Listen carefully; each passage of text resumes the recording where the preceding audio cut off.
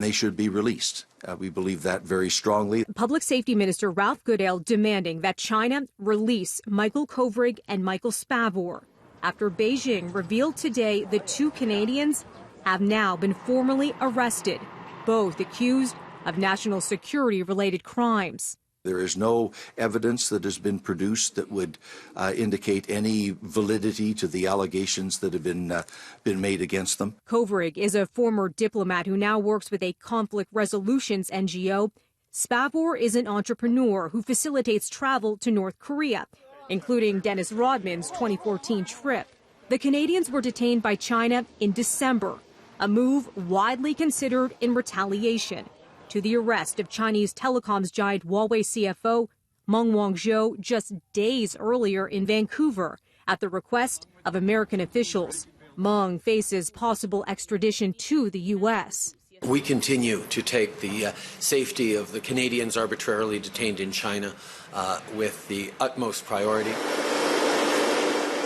Justin Trudeau speaking in Paris today, and since last Friday, the Prime Minister has also discussed the detention of the two Canadians in phone calls with both U.S. President Donald Trump and Vice President Mike Pence. On Monday, White House National Security Advisor John Bolton tweeted, "China is punishing Canada for upholding its treaty obligations and the rule of law.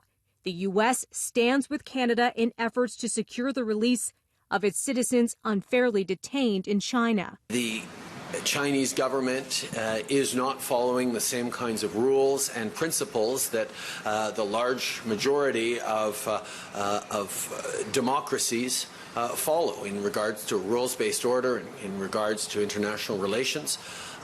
We will consistently and always stand up for Canadians, particularly these Canadians who have been arbitrarily detained. China's foreign ministry saying today that Beijing hopes Canada will not make irresponsible remarks about law enforcement and judicial proceedings in China. Escalating diplomatic tensions between China and Canada in recent months also has seen Beijing block Canadian goods like canola and sentence two Canadians to death on drug charges. Further complicating relations, Trump signed an executive order yesterday barring U.S. companies from using telecommunications equipment made by firms posing a national security risk, paving the way for a ban on doing business with Huawei. China strongly denouncing the move. Trudeau was asked today if Canada will follow suit. On the issue of Huawei, the decision will not be a political one. It will be one that we take based on facts and data and the best advice of our intelligence and security professionals.